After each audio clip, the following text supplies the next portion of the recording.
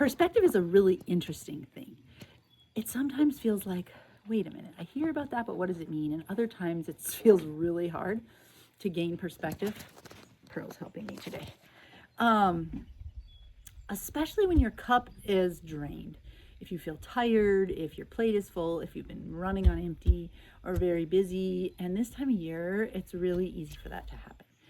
And the tricky part is when perspective gets a little wonky or focused on yourself too much or losing sight of the bigger goal, then it tends to bring out the side of us that is sort of less tolerant, less developed, less higher vibe. And we all experience this. We're human. And the thing is to build a set of systems within your mind and your being out of habit that helps you notice it and helps you turn it around more quickly. Because the bottom line is to expect yourself to be perfect and never regress to a point of frustration or false perspective is just not realistic. We all have moments. We're all human, and that's part of the human experience. We learn, it's part of it all. So finding ways to recognize the triggers, to recognize and be self-aware when you start to spiral down and say, okay, wait a minute, what's really happening here? Am I tired? Is my perspective off?